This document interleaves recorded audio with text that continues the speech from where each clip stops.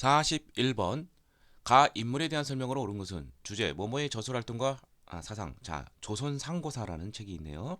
그리고 여기서 역사를 아와 비아의 투쟁으로 정의하였다. 이순신전, 을진문동정 등을 지표로 하여 애국심을 고취하고자 했다. 이런 걸 이제 애국계몽사관이라고 그러죠.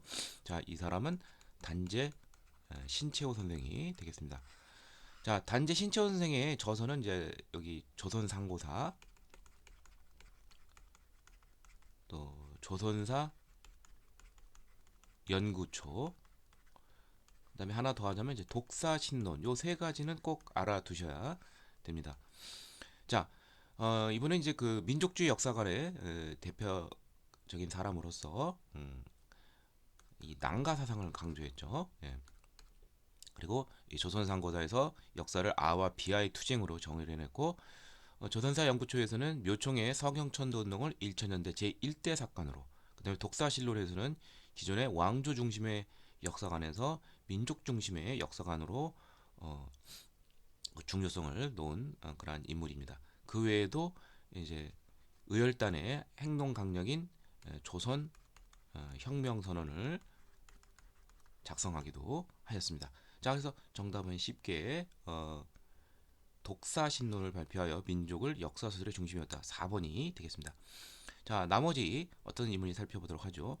여유당 전설을 간행하고 1934년부터 조선학 운동을 전개한 사람은 조선의 어를 강조한 정인보 선생이 이제 대표적인 인물이 되겠고요. 그에도 이제 같이 참여한 사람은 신민족주의 역사관으로 유명한 안재홍이라든지 조선심을 강조한 문일평, 이런 사람들이 있습니다. 그다음에 서유견면을 집필하여 서양 근대 문명을 소개한 사람은 개화파 지식인인 육일준이 있고요. 한국 독립운동지열사에서 독립투쟁의 과정을 저술하였다. 또 이거 외에도 한국 통사, 이 통자는 앞을 통자입니다. 신채와 함께 민족주의 역사관으로 유명한 바로 배감 박은식 선생이 되겠고요. 이분은 이제 국혼을 강조했습니다. 그 다음에 조선 사회경제사 또는 조선 봉건경제사회 등 유물사관에 입각하여서 이제 일제 식민사학의 정체성 이론을 세계사적 보편성에 입각해서 반박한 사람은 백남훈 선생이 되겠습니다. 자, 다음 42번 다음 요강이 발표된 이후에 볼 수 있는 모습으로 적절한 것은. 자, 일본어 보급 운동 요강. 자, 그리고 여기 출전이 국민 총력 조선연맹 지도위원회 이렇게 되어 있습니다. 자, 그리고 여기 보면은 황국신민이라는 말이 많이 나옵니다. 황국신민, 또 여기도 황국신민, 황국신민, 또 대동아 공영권 등등등등. 자, 이것은 일제 통치 기간 중 제일 마지막 부분인 바로 중일 전쟁 이후의 그런 모습. 자, 이것을 우리는 흔히 뭐 민족 말살기라고도 볼 수 있고, 민족 말살기를 좀 더 뭐 만주사변 이후 폭넓게 보는 사람도 있고요. 저 같은 경우에는 이제 총동원 체제라고 이제 볼 수도 있습니다. 왜냐하면 이제 총동원령이 국가 총동원령이 1938년 4월에 제정이 돼서 여기 나온 것처럼 국민 총력, 총력이란 말이 많이 나오죠. 그래서 이 총동원 체제를 통해서 인적, 물적 수탈을 극대화시키고요. 또 하나는 이제 여기 나온 것처럼 황국 신민화, 천황 나라의 친화된 백성이다. 즉 조선인이라는 그러한 정체성을 없애서, 그래서 일본어를 강요를 하고, 그 다음에 우리 한국사를 공부를 못하게 해보는 거죠. 글과 역사를 다 단념케 만드는 것이죠. 그리고 또 뭐 그 외에도 뭐 신사참배라든지 뭐 궁성요배, 뭐 창씨개명 등등등으로 우리 조선인의 정체성을 다 없애버리는 그러한 것이라고 볼 수 있습니다. 자, 특히 이제 인적 물적 수탈에는 이제 어떤 것이 있느냐, 뭐 강제로 일시키는 징용, 군대로 끌고 가는 징병, 학도병, 심지어는 여성들까지도 이제 차출을 하는데 거기에 맞는 이제 그 근거 법령은 근로 정신령이라는 것이 있습니다. 여성 근로 정신령, 여성 근로 정신대로 이제 끌고 가는 것이죠. 그래서 여성도 노동 현장에 강제로 일을 시켰습니다. 자, 그래서 쉽게 정답은 여기 2번. 일본 군수 공장에 동원되는 여자 근로 정신대. 자, 이것이 1944년에 이제 제정이 되어서 일제 막바지죠. 여성들도 크게 희생을 당하였습니다. 자, 나머지는 어떤 시기인지 살펴보죠. 조선인에게만 적용이 되는 이 태형을 집행하는 헌병경찰 통치 1910년대죠. 구체적으로 하자면 이 태형령은 1912년에 제정이 돼서 1920년에 이제 폐지가 되는데 이 조선인에게만 적용이 되었습니다. 그다음에 경성제국대학 설립 업무를 수행하는 조선총독부관리. 경성제국대학은 1924년에 설립이 되었는데요. 이것이 이제 설립된 이유는 1920년대 초에 이 밀립대학 설립운동, 우리 민족이 1천만이 이런 식이라는 구호 아래 성금을 모아서 이제 고등교육 기관인 이제 대학 밀립대학을 설립하려고 했는데 일제가 이를 방해하기 위해서 경성제국대학을 설립을 했습니다. 근데 보편적인 대학 교육이라기보다는 고도의 특수층자들만 갈 수 있는 굉장히 어려운 통과문이죠. 자, 그래서 해당이 안 되고요. 안창남의 고국 방문 비행을 환영하기 위해 상경하는 청년. 우리나라 최초의 비행 조종사인 안창남이 고국 방문 비행을 한 것은 1922년이고요. 나은기가 제작한 영화 아리랑의 첫 상영을 준비하는 단성사 준비원. 자, 이 아리랑의 이 상영 시기는 1926년입니다. 자, 다음 43번. 다음 검색창에 들어갈 종교에 대한 설명으로 옳은 것은 자, 이거 보면은 손병희가 동학을 바탕으로 발전시킨 종교이다. 자, 제3대 교주였던 손병희는 이용구 등 동학교도 일부가 일진회를 조직하자 이들을 축출하고 교명을 새로 해서 이름을 천도교라고 했죠. 자, 천도교는 이제 어떤 활동을 했느냐? 어, 일단 이제 그 여러 가지 그 언론 활동을 많이 했는데 기간 언론으로서 만세보라는 이제 신문이 있었고요. 그 다음에 어, 뭐 여성이라든지 개벽 이러한 잡지도 있었고 그 다음에 소년이라는 잡지도 있었는데 이것은 무엇과 관련되느냐? 천도교 그 소년회 방정환이 속한 이 천도교 소년회에서 바로 소년 운동을 주도를 했습니다. 그래서 어린이날을 제정을 하고 이런 소년이라는 잡지도 만들게 되었습니다. 자, 그래서 정답은 바로 5번이 되겠고요. 이제 1920년대에 이런 활동을 하였습니다. 자, 나머지는 어떤 종교 관련된 활동인지 살펴보도록 하죠. 항일 무장단체인 중강단을 결성하였다. 자, 이것은 단군을 숭배하는 바로 대종교와 관련이 있는 것이죠. 그래서 이들이 북한도 쪽으로 집단 이주를 해서 중강단을 결성하고 이것이 모태가 되어서 북로 군정서로 이제 발전하게 되었습니다. 자, 경향신문을 발간하여 민중계몽에 기여했고 또 만주에서 의민단이라는 항일 무장 조직을 조직해서 독립전쟁을 전개한 종교는 바로 천주교가 되겠습니다. 현재 이제 경향신문은 이제 종교에서 벗어나선 독립적인 신문이죠. 그 다음에 배제학당을 세워 신학문을 보급하고자 노력한다. 이거는 이제 개신교가 되겠고요. 예. 배제학당 외에도 뭐 경신학당, 이화학당 등이 있죠. 네, 그래서 정답은 5번이 되겠습니다. 44번 가 부대에 대한 설명으로 옳은 것은 중국 대륙을 누빈 여성 독립군 오강심.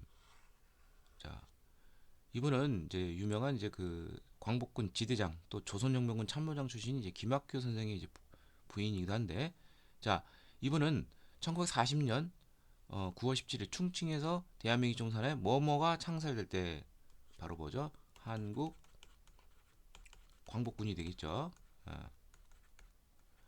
이 한국 광복군에 대한 문제가 되겠습니다. 자, 한국 광복군은 1940년 9월 당시 이제 중국 국민당 정부의 지원을 받고 또 미주 교포들의 성금을 기반으로 해서 설립이 되었는데요. 자, 이후 어떤 활동을 했느냐? 한국관공보다 먼저 창설이 됐던 조선의용대의 아, 일부가 여기에 편입이 됩니다. 당시 조선의용대를 창설했던 김원봉 등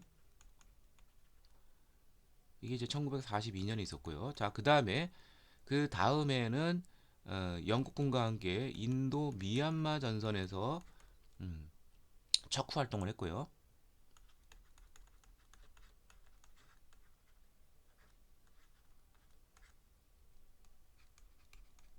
그 다음에 거의 일제 막바지에 이르러서는 미국 어, OSS 미 전략정보국이죠. 여와 제휴를 해서 국내 진공 작전을 추진을 하였습니다. 이른바 이제 정진군이 되는데, 예. 그래서 이제 뭐 일본군에서 탈영한 이러한 뭐 기막 어, 장준하라든지 뭐 이런 사람들이 여기에 이제 어, 참여를 했었죠. 예. 그래서 정답은 바로 2번이 되고요. 추진을 했는데 일자가 좀 예상보다 좀 빠른 항복으로 인해서 실행에 이르지는 못하였습니다. 자, 나머지는 어떠한 무장 조직이 살펴보죠. 자유시 참변으로 큰 타격을 입었다. 자, 청산리 대첩 이후 만주에서 활동하던 모든 독립군들은 이제 서일의 지도하에 대한 독립 군단을 결성을 해서 소련의 지원을 믿고 극동 소련령 쪽으로 이동을 했는데 이 대한독립군단의 지위를 놓고서 우리 조선인 공산당 상해파와 이르쿠츠프 간의 각족 속에서 소련군이 강제 무장 해제를 시키죠. 여기서 저항하던 많은 독립군들이 자유시에서 1921년 6월 무참히 희생을 당하였습니다. 괴멸적 희생이라고 볼 수 있죠. 자, 다음 신흥 무관학교를 설립을 하여 독립군을 양성하였다. 자, 신민의 회원이었던 뭐 시인 우당, 이회영, 이시영 형제 등과 석주, 이상용 등등 이런 사람들이 이제 서간도 삼원보에 이제 집단 이주를 해서 어, 학교로는 신흥 무관학교를 그 다음에 이제 뭐 경학사라는 이제 자치 조직을 만들기도 했습니다. 자, 그 다음에 중국 관내에서 결성된 최초의 한인 무장 부대였다. 자, 이것은 조선 의용대가 되겠죠. 바로 김원봉이 의열단에 그던 김원봉이 조직을 했고요. 이것도 역시 중국 국민당 정부의 지원을 받아서 설립이 됐지만 조선 의용대가 여기 나온 것처럼 이제 쪼개지게 됩니다. 화북지대는 중국 연안 쪽 화북 지역으로 이동을 해서 중국 팔로군과 같이 활동을 하면서 조선 의용군으로 개편이 되고 나머지 본대와 김원봉은 한국 광복군으로 편입이 되었습니다. 자, 그 다음에 중국 호로군과 연합 작전을 통해 항일 전쟁을 전개하였다. 이것은 지청천 장군이 이끄는 1930년대 초 북만주 쪽에서 활동하던 한국 독립군이 되겠습니다.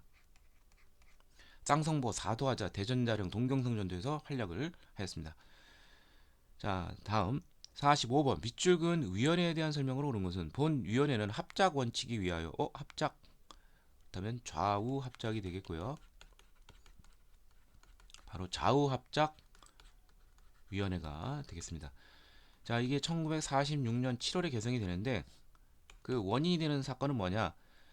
당시 모스크바 삼국외상회의 결정에 의해서 미소 공동위원회에 입각해서 그 합의에 의해서 임시정부가 수립을 하려고 미소 공동위원회가 열렸는데 1차 미소 공동위원회가 결렬이 됐어요. 그래서 이런 상태에서 이승만의 이제 정읍 발언이 있습니다. 여기서 이제 그 단독 정부론, 남한 단독 정부론이 제시가 되면서 우익 측에서 크게 호응을 얻게 되었습니다. 자, 여기에 반발을 해서 중도 경향의 여운형과 중도 우파의 김규식이 연대를 해서 이 좌우합작위원회를 결성을 하고요. 그 다음에 좌우합작 7원칙을 이제 1946년 10월에 발표하게 되었습니다. 이게 바로 좌우합작위원회 합작 7원칙에 나오는 것이 되는데, 모스크바 3국 외상의 결정을 지지를 하고, 토지개혁에 있어서는 몰수, 유조건 몰수, 체감 배상 등 유상과 무상을 적절히 섞은 그러한 원칙을 갖고 있습니다. 자, 그 외에도 이제 미 군정도 이거를 지원을 하고, 남조선 과도 입법위원을 설치를 해서 김규식이 여기에 이제 의장에 이제 선임되기도 했습니다. 그러나 1947년 트루먼 닥트린 미 외교 방침이 이제 냉전 구도로 가게 되고요. 그 다음에 2차 미소 공동회도 결의되고 1947년 7월에는 이 여운형이 또 피살이 되면서 동력을 잃고 실패로 끝나게 되었습니다. 자, 그래서 정답은 3번이 되겠고요. 자, 나머지 알아보도록 하죠. 통일정부 구성을 위한 남북협상을 추진하였다. 자, 여기에는 이 좌우합작 운동을 추진하던 한 축인 김규식과, 그 다음에 만약에 이제 여운형이 살았으면 여기 참여했을 텐데 1947년 7월에 암살이 되기 때문에 안 되고요. 바로 백범 김구 선생이 이제 참여를 했는데, 그 이유는 뭐냐면 이제 유엔에 의해서 남한만의 단독 총선 쪽으로 가기 때문에 이거를 막기 위해서 북행을 해서 남북 협상을 가게 되었습니다. 자, 유엔 감시하에 남북한 총선거에 참여하였다. 예, 이거를 막기 위해서 이제 우리 스스로 좌우가 합작을 해서 정부를 수립하자는 거기 때문에 참여하지 않았습니다. 그래서 실제로 김규식 참여 안 했고요. 그 다음에 반민족 행위 처벌법을 위한 특별조사위원회 활동을 방해하였다.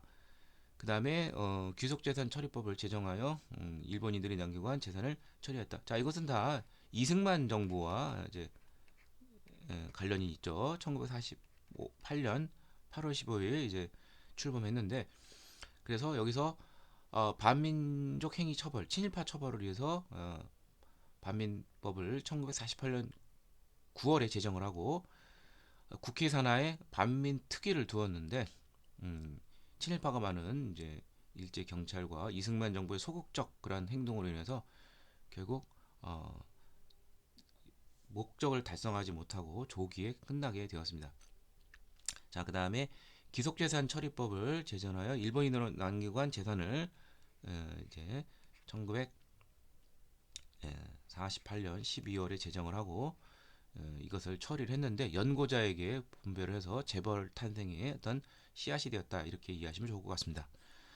자, 다음 46번 가사건에 대한 설명으로 옳은 것은, 1948년 제주 섬에서는 무참히 많은 사람들이 희생이 되었다. 바로 제주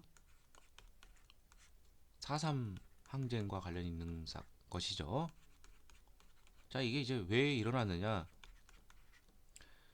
50 총선거, 1948년 50 총선거를 앞두고 제주도 지역에서 이 사회주의 세력들이 발호를 하면서 바로 남한의 단독 총선을 이제 방해하려는 움직임이 여기서 극심하게 일어났는데, 자, 이를 토벌하는 과정에서 군경과 그다음에 서북 청년당 등 우익 청년단에 의한 가혹한 진압에 의해서 많은 도민들이 희생을 당하였습니다. 그래서 무고하게 희생된 이런 사람들을 이제 다시 이제 명예회복과 보상을 하는 뭐 그러한 것이 있게 되는데요. 자, 그래서 정답은 바로 이제 5번이 되겠고요. 김대중 정부 때 제정이 되었습니다. 자, 나머지 보도록 하죠. 4.13 호원 조치. 이 4.13 호원 조치는 이제 간선제 고수인데, 전두환 정부에 여기서 저항하면서 일어난 것이 바로 6월 민주항쟁이 되겠죠. 그래서 결국 온 시민들이 참여를 해서 직선제 개헌 현행 헌법을 얻어내게 되었습니다. 장면 민주당 정권이 들어서는 계기했다. 이것은 이제 4.19 시민혁명과 관련돼 있죠. 이승만 정부의 3.15 부정선거와 관련이 있죠. 여기에 저항을 해서 4.19 혁명의 결과물이 바로 의원 내각제 개헌이고, 그에 따라서 장면 민주당 정권이 들어서게 되었고요. 그리고 또 하나가 이제 3.15 부정선거, 이것도 역시 4.19 혁명과 관련돼 있고, 자, 정계 과정에서 3회 민주구국선언이 발표됐다. 이 1970년 3회 민주구국선언은 뭐에 저항한 것이냐면 바로 70년대 초에 70년대 있었던 유신헌법, 1972년에서 박정희 정부가 이제 무너지는 79년까지 존속했던 아주 대통령 아주 독재의 극심함을 보여주는 이러한 것에 대해서 이제 종교인들이 이제 야당 인사들과 이제 힘을 같이 하면서 이제 구국선언을 발표했습니다. 반유신투쟁이라고 보시면 되겠습니다. 다음 47번. 다음 사건이 일어난 정부 시기의 경제 상황으로 오는 것은, 자, 오늘 서울에서는 국교 정상화 추진을 열리는 한일회담에 반대하는 시위가 일어났습니다. 여기서 학생과 시민들은 정부가 굴욕정회담을 추진한다고 거세게 비판하면서 민족적 민주주의 장례식을 거행했습니다. 자, 바로 유명한 6.3 사태가 되겠죠. 바로 한일 국교 정상화 과정에서 우리가 너무 저자세고 굴욕적이다. 그래서 들고 일어났죠. 그래서 시민, 학생들까지도 들고 일어났기 때문에 이것 때문에 이제 서울에 계엄령이 선포되기도 하고요. 그다음에 주요 곳에 이제 위수령 군인들이 진주하기도 했었습니다. 자, 그러면 이제 박정희 정부를 물어보는 것인데, 박정희 정부는 이제 강력한 경제 개발 계획을 추진을 했었죠. 그래서 경제 개발 5개년 계획을 1962년부터 계획적으로 추진을 해서 정부 주도에 의한 수출 지향적인 그러한 경제 성장 논리를 펼치게 되었습니다. 자, 그래서 정답은 이제 제1차 경제 개발 5개년 계획이 이제 진행이 되었다. 바로 5번이 되겠고요. 이게 1962년부터 66년까지 진행이 되었습니다. 자, 그럼 나머지는 어떤 정부의 경제 상황인지 살펴보도록 하죠. 경제협력개발기구에 가입하였다. 선진국에 가입하는 그런 상징적인 조치인 이 경제협력개발기구에 좀 때일은 샴페인을 좀 일찍 터뜨렸죠. 자, 이것은 김영삼 정부가 되겠습니다. 1996년에 가입을 했고요. 칠레와 자유무역협정이 체결했다. 이건 고 노무현 정부 때고요.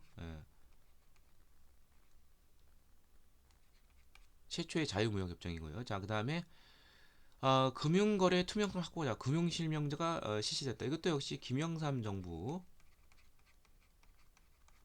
그 다음에 세계무역기구의 출범으로 시장 개방이 가속했다. 이것도 역시 김영삼 정부 때인 1995년에 세계 무역기구가 출범이 되면서 경제 환경이 급속도로 바뀌게 되었습니다. 그 결과물이 김영삼 정부 말기에 이제 외환 자본이 이제 대거 이탈하면서 IMF 사태가 이제 초래되기도 했었죠. 48번. 다음 자료가 작성된 시기를 연표해서 옳게 고른 것은, 자, 개헌청원 100만인 서명운동본부 장준하 이렇게 돼 있죠. 자, 이 사람은 반유신 투쟁의 선봉장이라고 볼 수 있죠. 이 개헌은 바로 유신헌법 개헌을 말하는 것이고요. 자, 그래서 그러면 이 시기는 뭐 정확하게 연도를 모르더라도 아까 나왔듯이 유신헌법이 존재하던 시기 1972년 이제 이른바 10월 유신이라고 그러죠. 그래서 이제 이 헌법이 이제 개헌이 되는 것이 1900 정확하면 이제 1980년 이제 10월 전두환 정부가 들어서면서 그러니까 전두환 정부는 이제 1980년 8월에는 유신헌법에 의해서 체육관 선거를 통해서 권좌에 올랐지만 헌법을 개헌해서 뭐 역시 간선제이긴 하지만 한 번 더 체육관 선거를 해서 8차 개헌이죠. 요 기간에 있었던 사실입니다. 따라서 장주나 이분이 이제 실족사에서 돌아가신 해가 1975년이니까 잘 모르더라도 실사당국은 1972년 이 이후에서 유신 체제가 붕괴되는 계기가 되는 부마항쟁, 이게 이제 부마항쟁이 이제 10월 달에 있었는데 바로 정답은 라가 되겠습니다. 자, 다음 49번 가민주화운동에 대한 설명으로 옳은 것은 자, 이번 회차 문제는 민주화운동에 대한 것이 상당히 많이 나오네요. 자, 이거 뭐 군인들 나오고 막 간혹 가혹하게 진압을 하고, 이거 뭐 선지 읽을 필요도 없죠. 제치자를 읽을 필요 없죠. 5.18 민주화 운동이죠. 예. 자, 이 5.18 민주화 운동은 이제 왜 일어났느냐, 계기가 뭐냐? 당시 신군부 전두환 노태우가 이끄는 신군부가 정권 장악을 시도합니다. 그래서 5.17 조치, 5.17 사태, 전국 비상계엄령 확대와 관련돼 있죠. 그래서 이들이 이제 군인들이 이제 정치에 전면으로 나서게 되는 것이죠. 5.17로 인해서. 그러자 광주 지역에서의 그 학생들이 바로 이러한 것에 이제 반대하는 데모 시위를 했는데, 여기에 대해서 이제 강경 진압을 하게 된 것이죠. 너무 강경 진압을 하다 보니까 여기에 대해서 시민군이 조직을 해서 공수부대와 또는 뭐 여러 24단 등 이러한 정부 군대와 이제 싸웠지만 결국 도청에 함락이 되면서 결국 많은 사람들이 희생을 당하고 진압이 되었습니다. 자, 그래서 정답은 바로 4번이고요. 뭐 요거 외에도 꼭 알아둘 것은, 이것은 민주화 운동의 어떤 씨를 뿌리는 것이죠. 이후. 그리고 또 하나는 2011년은 유네스코 세계 기록유산에 5.18 민주화 운동과 관련된 여고생 일기 등 이런 것 등이 등재가 되었습니다. 자, 이게 1980년에 있었고요. 자, 다음. 그러면은 이제 그 나머지는 이제 어떤 민주운동가 하는지 살펴보도록 하죠. 허정 과도 정부가 구성되는 계기가 됐다. 이건 4.19 혁명과 관련돼 있죠. 3.15 부정선거가 원인이 돼서 일어난 것인데, 이제 이에 따라서 이승만 정부가 무너지고 허정 과도 정부가 구성에 대해서 내의원 내각제 개헌을 이루게 되었습니다. 다음. 호원 철폐와 독재 타도 등의 구호를 했었다. 아까 그 4.13 호원 조치 나오죠. 이거 철폐하고 독재 타도 바로 6월 민주항쟁 1987년. 5년 단임의 대통령 직선제 개헌을 어려냈다. 이것도 역시 6월 민주항쟁의 결과물 9차 개헌이고요. 대통령 하야를 요구하는 대학 규선의 시위 행진이 결정적인 이승만 정부의 붕괴를 제공하게 되는데, 이게 바로 이것도 역시 4.19 혁명이 되겠습니다. 자, 그래서 정답은 4번이 되겠습니다. 50번 가정부의 통일 정책으로 오르는 것은, 최근 한반도 비핵화에 관한 공동선언이 재조명되고 있습니다. 자, 이 선언은 뭐뭐 정부 시기에 남북 고위급 회담 결과 발표되는데, 자, 뭐 이런 것이 있는데, 자, 이것은 노태우 정부의 그러한 통일 노력이 되겠습니다. 바로 두 가지를 꼭 알아야 되는데, 남북 기본 합의서와 그다음에 한반도 비핵화 공동선언이 되겠습니다. 그래서 1991년 12월에 남북 기본 합의서를 체결하고 곧 이어서 한반도 비핵화 공동선언이 또한 합의 발표되었습니다. 그럼 뭐 보나마나 이제 정답은 1번이 되겠죠. 이 외에도 뭐 유엔 남북 동시가입, 이거는 이제 좀